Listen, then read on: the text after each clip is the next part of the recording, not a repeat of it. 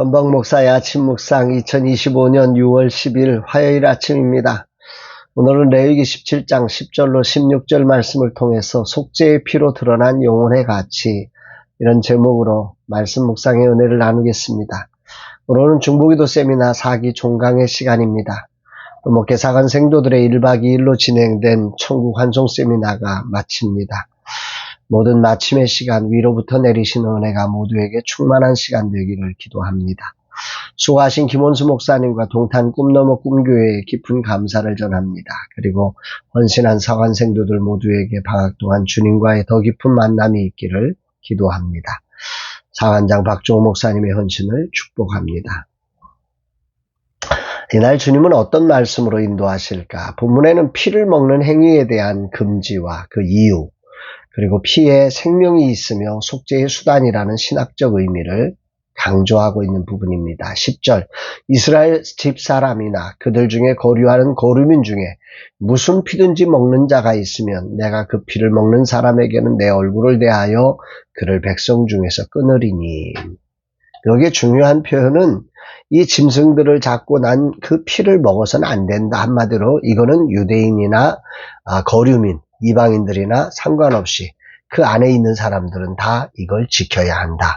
이게 유대인들에게 주신, 그 땅에 주신 하나님의 명령, 계율이다. 이렇게 말씀하고, 그걸 어겼을 때 내 얼굴을 대하여 그 백성 중에서 끊어버리겠다.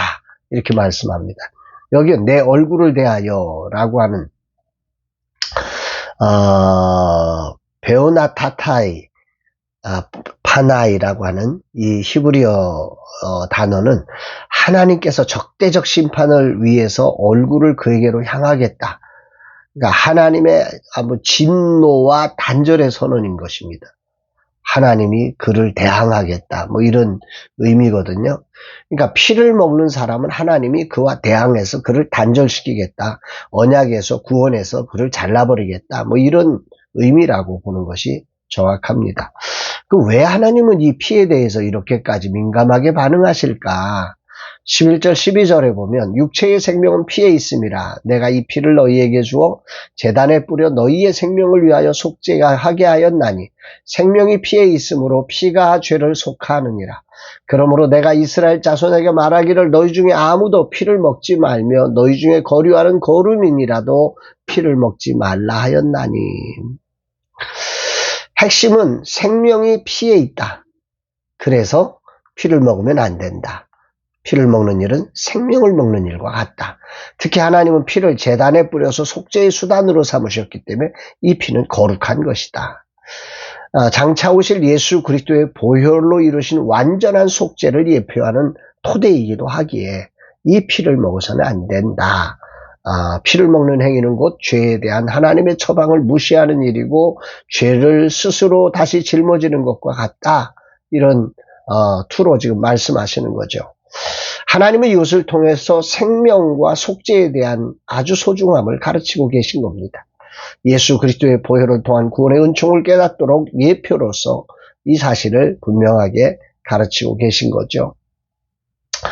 중보기도 세미나 종강의 날 주님 내게 무엇을 말씀하시는 것인가? 가장 먼저 다가오는 것은 생명에 대한 존중을 가르치고 있다. 더 나아가 예수 그리스도의 대속이 얼마나 소중한 것인지를 새삼 깨닫게 하신다 생각이 듭니다. 히브리서 기자가 고백한 대로 피 흘림이 없은즉 사함이 없느니라는 말씀이 생각나죠. 육체의 생명은 피에 있기에 이 피를 가지고 제단에 뿌려 생명을 속전하게 했습니다. 이는 우리의 죄를 대신하여서 예수 그리스도를 대신하여 죽으신 예수 그리스도를 상징하는 아주 중요한 사건이죠.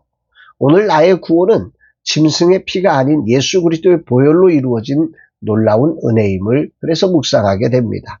나뿐 아니라 이 땅을 사는 모든 이가 그래서 소중한 거지요. 그들은 짐승의 피로 날마다 씻게 할 만큼 또 예수님의 피로 대속받을 만큼 소중하고 존귀한 존재라는 사실을 오늘 이 말씀은 우리에게 전하고 있는 것 같습니다.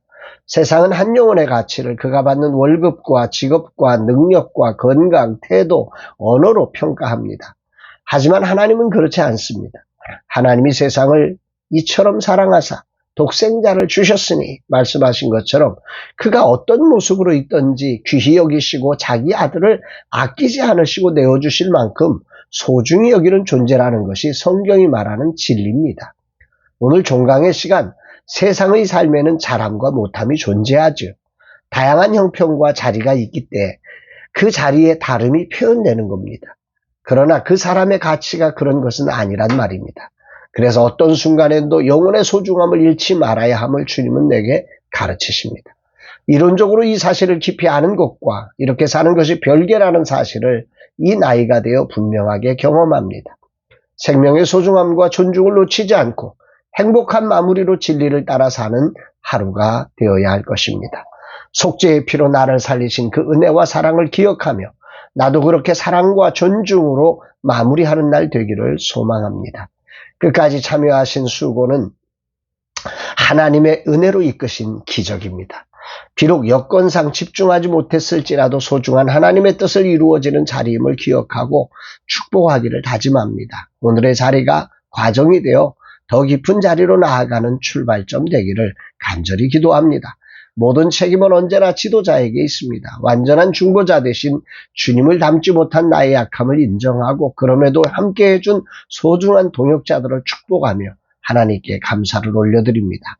주님, 이 소중한 분들을 진심으로 존중하고 축복할 수 있는 주님의 마음을 제게 주옵소서. 성령님과 함께 하셔서 이 자리가 진정한 중보자의 삶을 시작하는 출발점이 되게 하옵소서.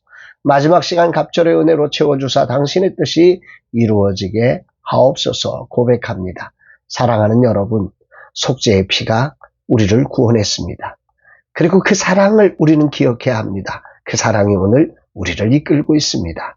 오늘이라는 삶의 자리에 정말 한 영혼을 눈에 보이는 대로 판단하기에는 그 영혼의 가치가 얼마나 소중한 것인지를 기억해내면서 그 영혼의 가치를 소중히 여기며 그 영혼을 향한 중보자들로 온전하게 한 영혼 한 영혼을 세워가는 저와 여러분들이 되시기를 주의 이름으로 축복합니다.